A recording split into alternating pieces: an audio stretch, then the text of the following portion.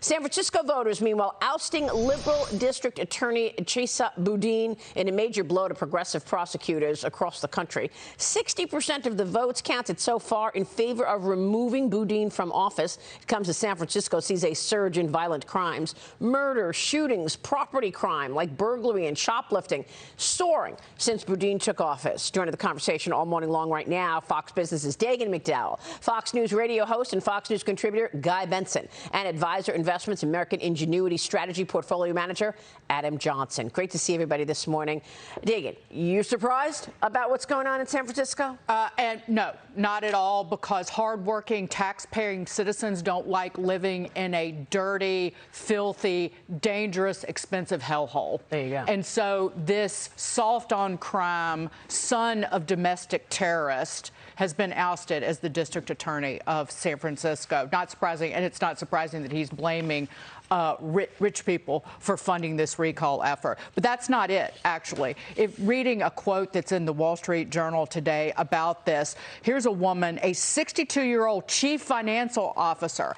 As a registered Democrat, I enthusiastically voted for this recall. Boudin has proved over and over again he is mismatched to this job of prosecuting habitual criminals and working with the police. He was a complete failure. People have had enough because it's everywhere. Stores are closing. People are being robbed.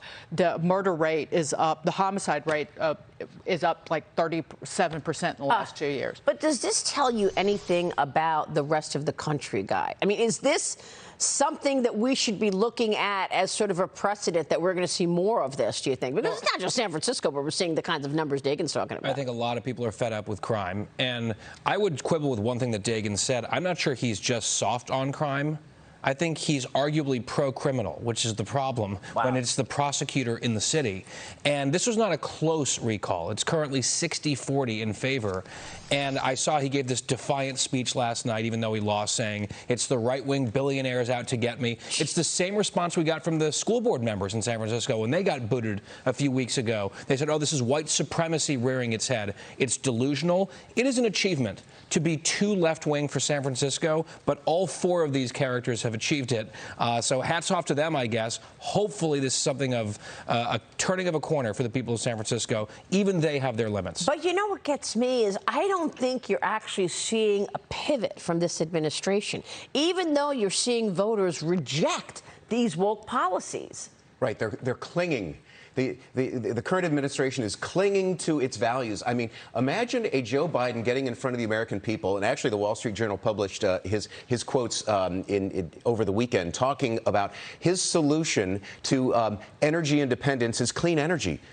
I mean, how belligerent, and saying there's nothing we can do. Well, there actually is. You can open drilling. That's right. So everything, every aspect of what they're trying to do is belligerent. They're clinging to old values. The people of San Francisco have spoken, and I applaud them. Yeah, and the polls show it. This is going to blow up in November, I would say, in terms of the midterm elections, but we'll see. Unfortunately, we cannot recall Alvin Bragg here in New York City, who's the district attorney. That's right. And there's Maybe George Gascon goes in Los Angeles, who was previously the district attorney and the police chief in San Francisco, appointed by Gavin Newsom at the time. So, again, it's a giant circle of, you know what.